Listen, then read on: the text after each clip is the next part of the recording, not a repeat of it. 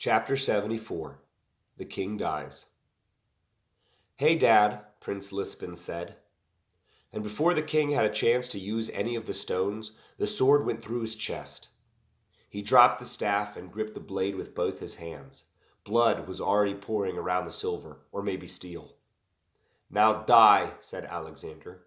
And because it was a command, and because both Alexander and the king understood Italian, and because the ring had certain magical properties, and also because there was a sword sticking through the king's heart, the king died. Chapter 75 How They Meet Prince Lispin. "Hi," said Prince Lispin. "I'm Prince Lispin." He had pulled the sword from his father's chest and was leaning it on his shoulder. "We know," said Foxfire. "How could you know that?" "No one knows me," he wondered. "There are statues all over the place," Alexander reminded him. "And we met the wizard who told us who you were." "Oh," said the prince. "Thanks for saving us," Candide said. He also pet the pig, who didn't care about the king or the swords or anything but Candide. "Thank you for saving us," the prince repeated, but he also meant it too, so it was almost as if he had said an entirely different thing. "And Trix was clawing up the king's dead leg and making it bleed." "So," Foxfire stared at the body. Are we actually going to look for my parents?" Alexander nodded. "Sure, after a hot meal and a good night's sleep." She was so happy that she kissed him on his cheek, and he turned bright red. He didn't think about kissing her on the mouth yet. They still had plenty of adventures ahead of them. "Oh, right," said the prince. He held up a hand to the sky, and it cleared up quickly. It had been raining that entire time. Now they saw that it was nighttime, and if the rising sun in the distance was any indicator, then the sun was rising in the distance already. "Oh, great," Candide said, and he began to undress. The piglet squealed. "I suppose I am king now," said the king. "King Lispin." He frowned. That doesn't sound right at all. He wasn't suggesting that his Italian pronunciation was off.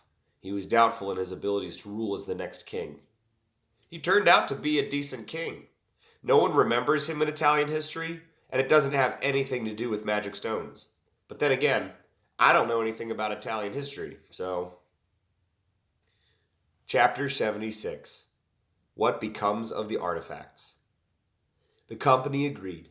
The new king would need all the help he could in repairing and saving the courtyard, which was then named something that starts with a P and sounds like pizza.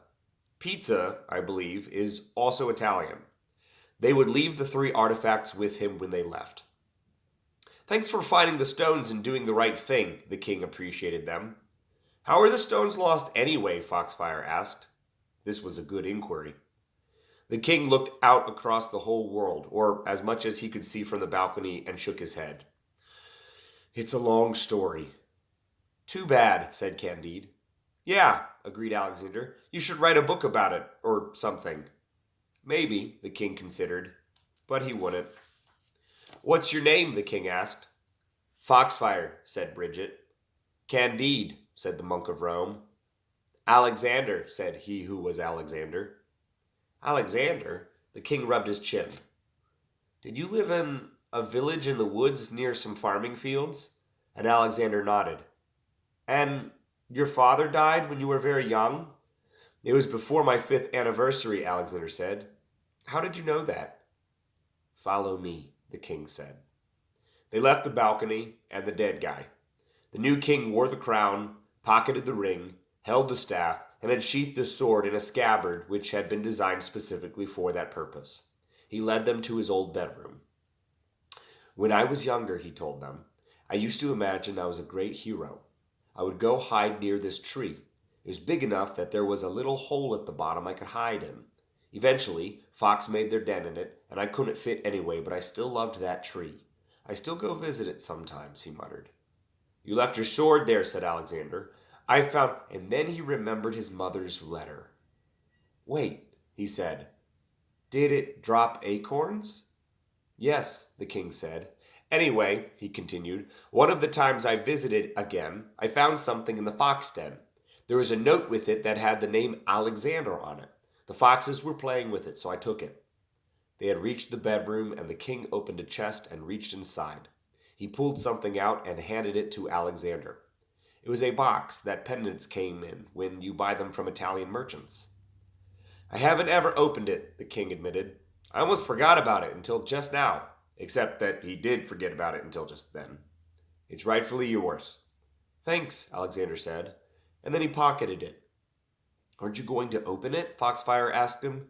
She had slipped an arm around his waist and was clearly his girlfriend now. Not today, he smiled. Next week is my 14th anniversary. I can wait until then. And he did. Chapter 77. What was in the box? While King Lispin figured out his new life as the man in charge, the company rested up in a nearby village and had to do some chores for people to pay for their meals. Even if people knew they were responsible for saving Italy, or at least their little part of it, they wouldn't have cared. Lives are so much more common than we think they are. Alexander did as he promised and went to check on the dragon. Unfortunately, other things got to it first. Maybe scientists had it in some laboratory somewhere, or maybe another monster ate it, or maybe some little boy patched its wings up and they flew to the moon together. But it was not there when Alexander arrived, and that was that. During their week of restfulness, they planned where to start looking for Foxfire's parents. I think we should start at the brothels, Candide said. She punched him on his stump for that, but he laughed away, even through the tears. They actually decided to check the old courtyard sewers, which wasn't much better.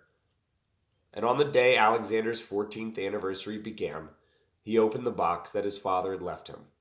Inside was a small dagger he could use to shave his face with whenever it got too hairy. And that was important. The end. The Stones and the Sword by me, Shane Walker.